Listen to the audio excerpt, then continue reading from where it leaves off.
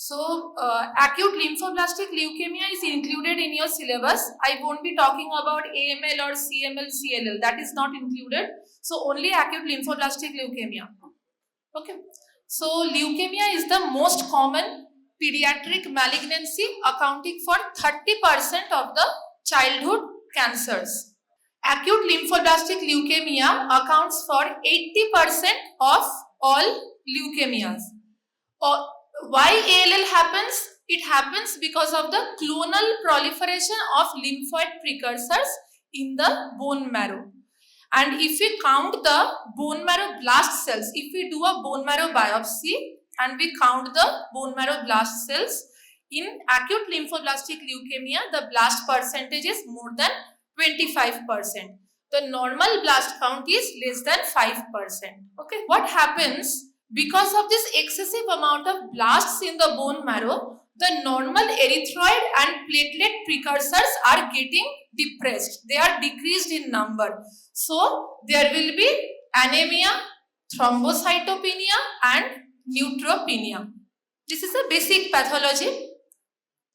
Now, what are the causes? Usually for most of the cases, we don't know what was the cause of acute lymphoblastic leukemia. But in some cases, it is related to exposure to some viruses, then radiation exposure, some genetic factors, some syndromic association such as Down syndrome, Bloom syndrome, ataxia telangiectasia, Diamond-Blackfan syndrome, Fanconi anemia. These syndromes have fragile chromosomes. Chromosome fragility leads to some genetic problems like translocations, deletion, inversion, monosomy. Those chromosomal problems can lead to the development of acute lymphoblastic leukemia and also other leukemias. So, when will you suspect that a child may be suffering from acute leukemia?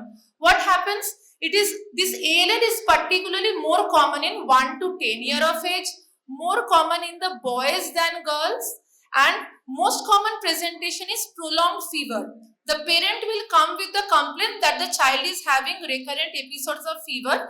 The fever is not getting subsided with conservative management. The child is always very frequently suffering from respiratory tract infections, diarrhea. The baby is always remaining sick. Along with that, the baby is pale, fatigued, having limb pain, very irritable because of the pain, and there is bleeding manifestation over the skin and mucous membrane. If we examine the patient, we get generalized lymphadenopathy. And also, liver spleen has got enlarged, and that is hepatosplenomegaly. Because of the bone pain and the joint pain, the baby will have difficulty in walking, and a very common DD is growing pain. That is a very normal condition. In growing children, what happens? They usually during the evening they get some pain over the calf, over the lower limbs, and that gets relieved by massaging.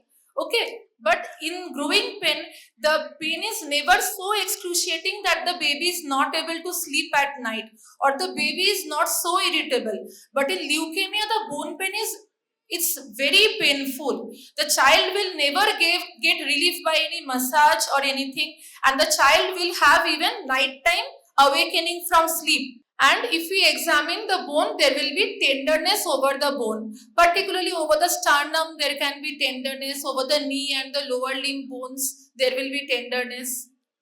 And because of the decrease in the platelet count, there will be retinal bleeding and intracranial bleeding. Actually, what happens? The pathogenesis, because the bone marrow is getting replaced with blast cells, we are getting the suppression of other precursors. And why are we getting bone tenderness? Why are we getting other system manifestation? Because there is also some extramedullary involvement by the blast cells. So, what are the extramedullary involvement? The central nervous system can be invaded. Initially, the patient do not show any symptoms, but in severe cases, as the case advances, there will be headache, cranial nerve palsy, raised intracranial pressure, papilledema. So, these are the very bad stages. When there is CNS involvement in acute lymphoblastic leukemia, it is a very poor prognostic factor. There can be testicular involvement also. Suppose a child has been treated for ALL, but a case can be like this. There can be relapse in the testes, particularly in case of T-cell acute lymphoblastic leukemia. So in that case, testicular painless fund swelling can be found, and kidney may be involved. Kidney may be enlarged due to leukemic infiltrations. There can be renal failure also because of hyperuricemia. Actually, there is a condition called tumor lysis syndrome. I will be discussing it in the subsequent slide. There what happens? There is huge amount of cell turnover in the body. So uric acid levels are going to be high because of the purine metabolic pathway, and because of this hyperuricemia there can be renal failure. Now T-cell ALL can present with anterior mediastinal mass. Why? Because the lymph nodes in the mediastinum are involved in those cases, and that huge mediastinal mass can cause respiratory distress because that can compress the trachea and the airways. So there will be stridor, respiratory distress. It can also compress the superior vena cava. So what will happen if superior vena cava is obstructed? There will be facial puffiness, engorged neck veins. Why? Because the venous return from the upper part of the body is not able to enter the heart. So that there will be facial puffiness, and also the neck veins are going to be engorged. And because of the airway obstruction, there will be cough dyspnea. Understood? So this is a picture taken from OP Ghai textbook. Huge lymph nodes are found over the neck. Can you see it from the back? There is huge cervical lymphadenopathy. A 8-year-old child presented with prolonged fever and generalized lymphadenopathy was diagnosed with acute lymphoblastic leukemia. Look at this. The cervical lymph nodes are so huge. Okay. And this is a picture also taken from Ghai textbook. There is subconjunctival bleeds. Why? Because of thrombocytopenia, there can be bleeding manifestation like subconjunctival bleed. It is a black area. It's looking like a black area. And this is the testicular enlargement. Okay, unilateral testicular enlargement. This testis is normal, but look at this one. It is so huge. So this was a picture of testicular relapse on biopsy in a 6-year-old survivor of acute lymphoblastic leukemia. It was a relapse. Now we come to the lab investigation. What is it? We perform a complete blood count. We can get pancytopenia or bicytopenia. WBC count is maybe increased, normal or decreased. But there is lymphocytosis in acute lymphoblastic leukemia. Anemia is normocytic, normochromic, and also we get decrease in the platelet count, that is thrombocytopenia. Now if we examine the peripheral blood smear, we get lymphoblasts. Okay. And if we do a bone marrow aspiration, there will be more than 25% blasts. And cytochemistry, like staining with some stains like periodic acid shift staining, will show block positivity in case of lymphoblast and will be negative for myeloperoxidase and Sudan blood. Actually, this is a recapitulation of the pathology class only. When you were taught in pathology regarding leukemia, these stains were taught. Okay. So, myeloblast are positive for myeloperoxidase stain and Sudan black stain, and lymphoblast are positive on PAS staining. So, that is, this point is the repetition of the same point, and if we do a bone marrow biopsy, we will be able to do these things. Immunophenotyping is what? It is done by a technique called flow cytometry.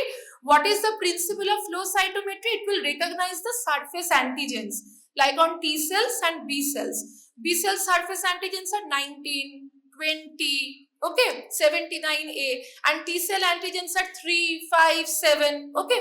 So on the basis of that, flow cytometry will be able to recognize whether it is T cell lymphoblast or it is B cell lymphoblast. So we will be able to know B cell ALL or T cell ALL, and B cell ALL is more common than T cell ALL.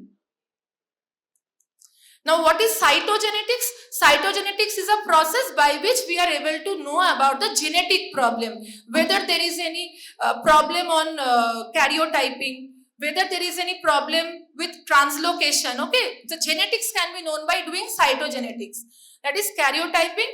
Fish is fluorescent in situ hybridization done on bone marrow. It can be done in the peripheral blood also, when you are getting excess amount of blood. So the protocol of investigation is like, first we send a CBC with peripheral blood smear. If I am having the suspicion that it is a case of leukemia, bone marrow is to be done if the blast count in peripheral blood is not so much. When we do the bone marrow, send the routine examination, along with that cytogenetics, immunophenotyping is to be done.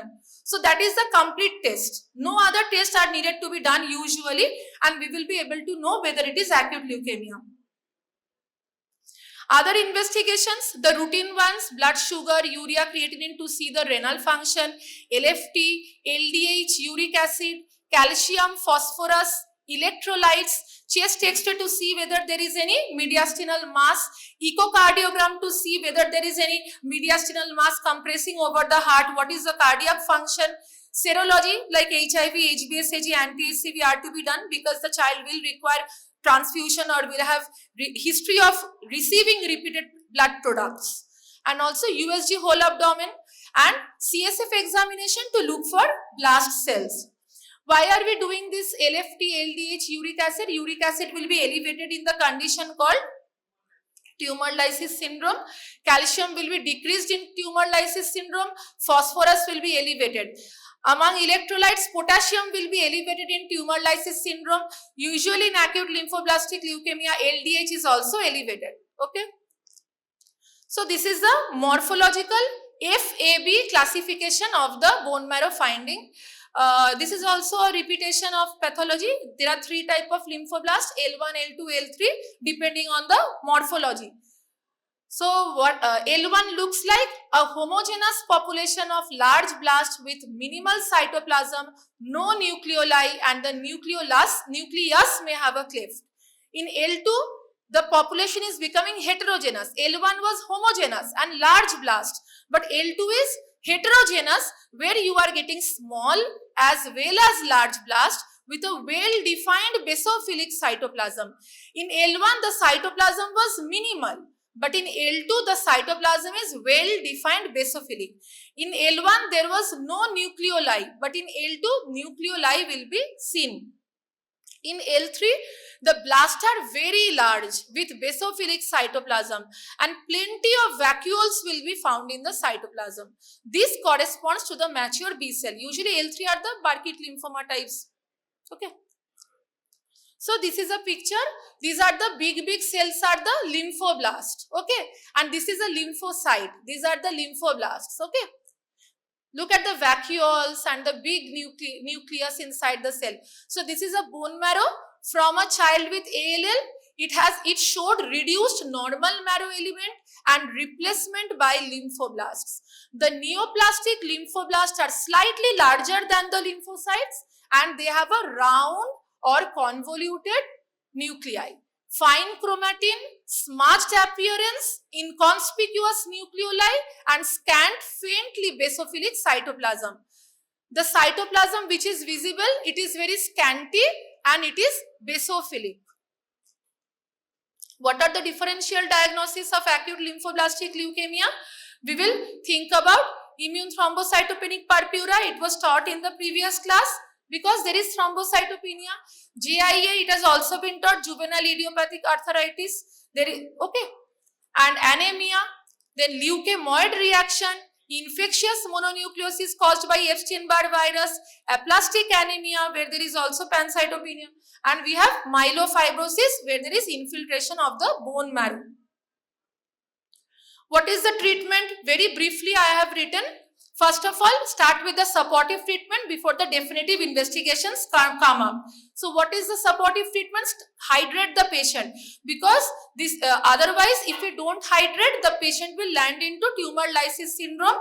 Okay, usually the formula is 3 liter per meter square per day of fluids, normal saline or DNS. Then if there is hyperuricemia, give allopurinol, okay, xanthase oxidase inhibitor. Then PRBC transfusion to maintain the hemoglobin above 8 gram %, platelet transfusion to keep the platelet above 20,000, and antibiotics if you see there is infection in the patient. Usually the patient always have recurrent episodes of fever or any infective focus in the body, so we give antibiotics.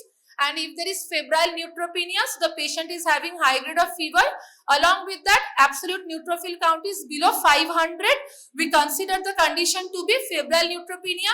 In that case, to raise the neutrophil count, we give granulocyte colony stimulating factor, GCSF.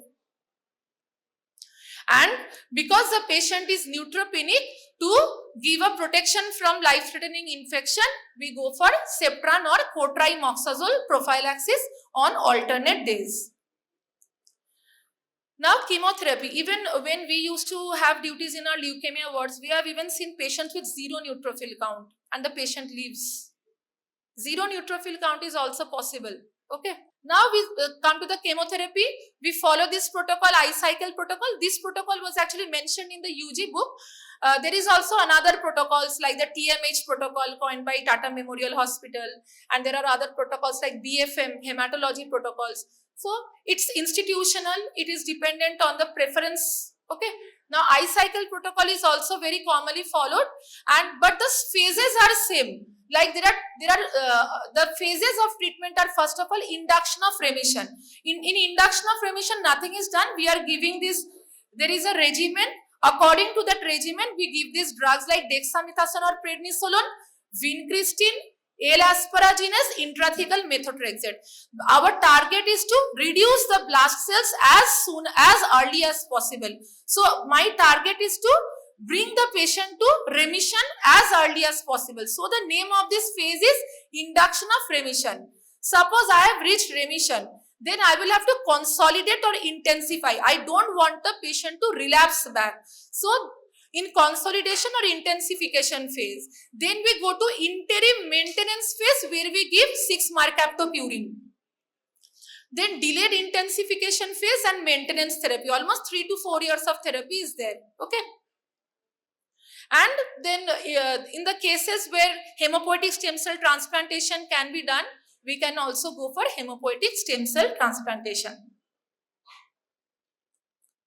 What are the complications? Again, tumor lysis syndrome characterized by hyperuricemia, hypocalcemia, hyperkalemia, hyperphosphatemia, then superior mediastinum syndrome because of the mediastinum mass compressing over the airway and the superior vena cava. Then if the anemia is very severe because of the huge amount of bleeding from the body, the patient may have severe anemia and the patient may land into heart failure also. There can be intracranial bleeds. This condition is called hyperleukocytosis. Is a condition when the WBC count is so high, it is more than 1 lakh per cmm, and this huge amount of WBC will lead to hyperviscous complication in the body. It can lead to stroke and many other complications. Okay. And usually these hyperleukocytosis conditions occur in Burkitt lymphoma, non-Hodgkin lymphoma. The malignancy is having huge tumor burden. Okay. Then febrile neutropenia, where the absolute neutrophil count is less than 500. Now this is the prognostic factor. What are the good? This was also given as long question in pathology. What are the good prognostic factors? What are the bad prognostic factors in acute lymphoblastic leukemia? BALL. So good prognosis is if there is translocation 12-21, also called TEL/AML. Then trisomy of 4-10-17. Then hyperdiploidy, where the number of chromosomes are more than 50. These are good prognostic factors. And the bad are the MLL gene rearrangement, translocation 4-11, infant with ALL, that is when age less than 1 year, prognosis is bad. Normal age group is 1 to 10 years. So age less than 1 year and more than 10 years, the patient is going to have poor prognosis. Okay. So infant ALL is bad. Then complex karyotyping, more than 5 chromosomal abnormalities. Hypodiploidy means the number of chromosomes are less than 44 chromosomes. Translocation 119 is bad, and BCR-ABL1. Yeah, but in this case it is not Philadelphia, it was in CML. But if that 922 occurs in ALL, that is bad. Okay. Translocation 922, and here also we have given a trial of imatinib and prognosis can be improved. Okay, BCR-ABL1. Okay, you will have to learn it up because it is important for long question as well as MCQs. So what is the prognosis of ALL? The prognosis depends on age, initial leukocyte count, cytogenetics, response to prednisolone on day 8, MRD is minimal residual disease. Actually, it is nothing. We have started therapy, 8 days of chemotherapy we have given, we go for a bone marrow. We want to count the blast cells, whether it is decreasing. Again, after few days of chemotherapy, on the schedule only it's written when are we going to repeat the bone marrow. If we see that the blast count is decreasing to less than 0.01%, we consider it to be remission. So the faster a patient is going to minimal residual disease, that is a good prognosis. Okay. Then compliance to treatment, and ALL usually has a good prognosis. 80% of the patients have a 5-year survival rate. Okay, 5-year survival rate in developed is about 80% if we stick to the treatment protocol properly. Now we will just discuss about a case. Just hear it out. Okay, a 5-year-old child brought with history of fever for 15 days. Okay, then with swelling on both sides of the neck for a week. On examination, we get pallor and purpuric rash over the limbs. Now what will you think? Okay, the history is quite short, 2 weeks. You take the past history also. The mother will say there is recurrent episodes. My baby is always sick. He is not able to eat anything. He is losing weight. He is always remaining so exhausted, complaining of bone pains, not able to sleep at night. So from history, we are thinking about, oh, the child is having fever, prolonged fever. The child, on examination, we are getting lymphadenopathy also. On examination, we are getting pallor. On the skin and mucous membrane, we are getting purpura. So the possible causes are some infection. Since it is a history of 2 weeks, first of all, we will think about infection. Which infection? There can be scrub typhus, malaria. Okay. Now, again, we can think about secondly about autoimmune disorder like systemic lupus erythematosus, Kikuchi, rare disease. Okay. Then lastly, we will think about the most bad things, that is leukemia, lymphoma, any other malignancy. Then we send some investigations like hemoglobin. Hemoglobin came out to be 8 gram per DL. WBC count was 10,000. Lymphocyte percentage 90%. Platelet is 50,000. Peripheral blood smear revealed normocytic, normochromic RBCs with lymphocytosis and thrombocytopenia. Now what are we thinking about? Oh, the child is showing bicytopenia. 2 cell lines are decreased. Okay. So what are we getting? We are getting bicytopenia because decreased RBC and platelets in this child, and we are getting significant lymphocytosis. This is suggestive of leukemia. Then we do a bone marrow aspiration revealing more than 25% lymphoblast. On flow cytometry, we are getting BALL. So what is the analysis? As there is hepatosplenomegaly, a patient with lymphadenopathy and hepatosplenomegaly will not have aplastic anemia. This is also actually asked in the clinical classes, okay, and also examination. So it's not aplastic anemia. So a patient with generalized lymphadenopathy with hepatosplenomegaly, with bone tenderness, with bicytopenia, okay, will be a case of leukemia usually. Okay. Now very briefly, we are going to talk about lymphomas. So what do you mean by lymphoma? Lymphoma is a malignancy of the lymphoreticular system. We will talk about 2 lymphomas, Hodgkin lymphoma, non-Hodgkin lymphoma. Okay. So Hodgkin lymphoma is more common in children. And when we actually Hodgkin lymphoma occurs in 2 age groups. So that is why it is called bimodal distribution. So one in the adolescents and young adults and second in old age. And it has been found that Hodgkin lymphoma is more common in the boys than the girls.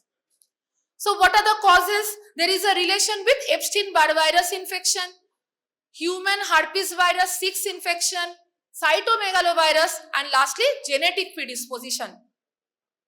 What are the pathogenesis? Hodgkin lymphoma happens because there is clonal proliferation of the B cells in the germinal center of the lymph node. Okay. Now, if we do a histopathological examination, we get this Reed-Sternberg cells in classic Hodgkin lymphoma. And also we get to see lymphocytes, plasma cells, histiocytes, fibroblasts. And this Reed-Sternberg cell is pathognomonic of classical Hodgkin lymphoma. So, how does it look? It is binucleated with 2 prominent nuclei giving it an owl's eye appearance, just like this. It is binucleated, having prominent nuclei looking like an owl's eye. Okay. So what is the classification? World Health Organization classification of Hodgkin lymphoma. Nodular lymphocyte predominance, classical Hodgkin lymphoma, lymphocyte rich, mixed cellularity, nodular sclerosis and lymphocyte depleted. So the clinical features, the patient will have asymptomatic isolated lymph node enlargement, more commonly the cervical lymph nodes, and they are multiple, painless, rubbery or firm in consistency. Enlargement of the mediastinal lymph nodes can be there along with hepatosplenomegaly. Pleural effusion can be found, again superior mediastinum syndrome because of the mediastinal lymph node enlargement, and rarely there can be pancytopenia because of the bone marrow involvement. So what do you mean by bulky disease? Bulky disease is, we call it a bulky disease when the node diameter is more than 6 centimeter or the mediastinal mass is more than 1/3 of the maximum thoracic width. And there are some symptoms which are called the B symptoms. B symptoms are fever more than 38 degrees Celsius for more than 3 days and weight loss more than 10% in the last 6 months and night sweats. If B symptoms are present, we consider that the Hodgkin lymphoma is advanced, and if B symptoms are not present, we call it A, means absence. So this is a picture. Look at the cervical lymphadenopathy.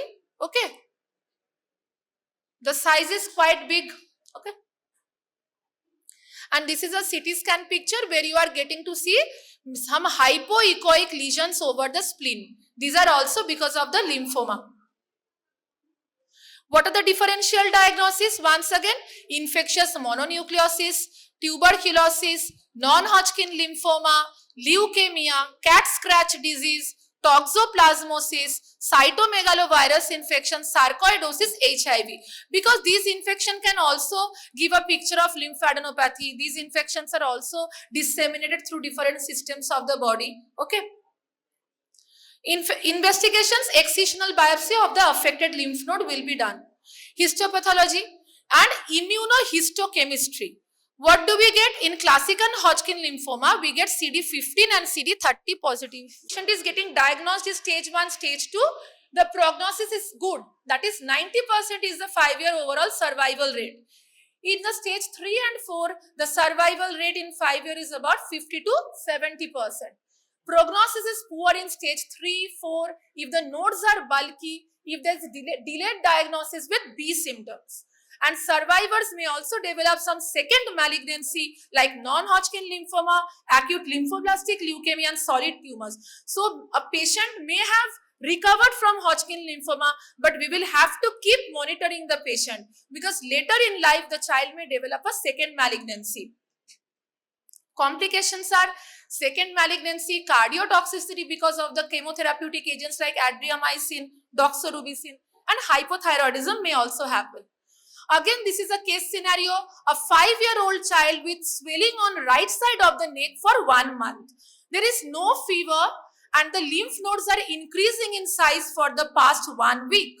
So, and there is also history of pulmonary tuberculosis treatment in his father. So, what are the possible provisional diagnosis on the basis of history? So, it points toward infection like tuberculosis, infectious mononucleosis, atypical mycobacteria, HIV, cat scratch. It can be malignancy like Hodgkin lymphoma, non-Hodgkin lymphoma. It can also be some collagen vascular disease like SLE, JIA. Now we go for clinical examination. The child is looking well, but there is a large lymph node mass in the right posterior cervical region, 7 centimeter diameter, but there is no other lymphadenopathy. Throat examination is normal, other systems are normal. Then we go for some investigations where hemoglobin is normal, total count, DC normal, but ESR is 100 millimeter. Mantoux test, chest x-ray, all are normal. Okay, USG is normal. Now we do an excision biopsy of the cervical node and histopathological examination revealed it was a Hodgkin lymphoma of mixed cellularity. So whenever we are dealing with a case, we are starting with history, we are arriving at provisional diagnosis, then we are narrowing the diagnosis to reach a specific diagnosis. Now we will talk about non-Hodgkin lymphoma. Non-Hodgkin lymphoma is very aggressive. It is higher in grade than Hodgkin lymphoma. And the etiologies, it can occur de novo. We don't know the cause. In the body itself, some problems are happening, some mutations are happening. It's a de novo condition. Or maybe secondary to Epstein-Barr virus infection, some immunodeficiency conditions, primary and secondary, including severe combined immunodeficiency, Wiskott-Aldrich syndrome, HIV infection, association with Bloom syndrome, and second malignancy of Hodgkin lymphoma. The types of non-Hodgkin lymphomas are lymphoblastic lymphoma, Burkitt lymphoma, anaplastic large cell lymphoma, diffuse large B-cell lymphoma. Then we are talking about the clinical features. The clinical features are fever, lymphadenopathy, hepatosplenomegaly, mediastinal adenopathy, pleural effusion, stridor, respiratory distress dysphagia, and SVC syndrome. The patient may have anemia, thrombocytopenia, leukopenia if the bone marrow is involved, and we can also get bone pain. Mandible swelling is found in the African children with Burkitt lymphoma, and tumor lysis syndrome may be found. This is a picture of a child. Just look at the size of the lymph node. The cervical lymph node is huge. And look at the X-ray. The mediastinal lymph nodes are huge. Okay. So a 10-year-old child with fever, significant right cervical lymphadenopathy diagnosed as Burkitt lymphoma. And on chest X-ray, we are also getting left-sided pleural effusion. He was diagnosed as non-Hodgkin lymphoma, T lymphoblastic lymphoma on lymph node biopsy. Differential diagnosis is leukemia, neuroblastoma, Ewing sarcoma, rhabdomyosarcoma, Hodgkin lymphoma, infectious mononucleosis, and disseminated tuberculosis. Investigation, the affected lymph node excision biopsy is to be done. To rule out bone marrow involvement, we can go for bone marrow aspiration and biopsy. Normal blast count is less than 5%. More than 25% is leukemia. So in this case, we will get 5 to 25% blasts. Okay, in the bone marrow. Treatment, again we start supportive management. Actually here in non-Hodgkin lymphoma, we require supportive management because it is of a higher grade. It is a bad thing. Hodgkin is good, better, but NHL is very bad. It is almost like leukemia. So we need to give supportive management in the form of hydration, allopurinol, PRBC transfusion, platelet transfusion, antibiotics. There can be neutropenia because of bone marrow involvement leading to recurrent infection, cotrimoxazole prophylaxis, chemotherapy. This lymphoblastic lymphoma with marrow involvement is managed as acute leukemia only. So in this type of non-Hodgkin lymphoma called lymphoblastic lymphoma, the name itself denotes there is lymphoblast in the bone marrow as well as the blood. So it is just like leukemia only. Burkitt lymphoma, very bad type of lymphoma, found very commonly in African children due to Epstein-Barr virus infection. Okay. So there we go for tumor resection followed by chemotherapy. The chemotherapeutic regimen is COPAD regimen, where we give cyclophosphamide, vincristine, prednisolone, adriamycin, dacarbazine. Intrathecal chemotherapy can be given. Immunotherapy can be given in the form of rituximab anti-CD20 and brentuximab. So rituximab for Burkitt lymphoma and diffuse large B-cell lymphoma. So where there is B, we give rituximab anti-CD20, and brentuximab is given in anaplastic large cell lymphoma. It targets the CD30. Okay. And radiotherapy is given to shrink the mediastinal mass. What is the prognosis? If the disease is localized, survival rate is 90%. If the disease is advanced, the survival rate is 80%.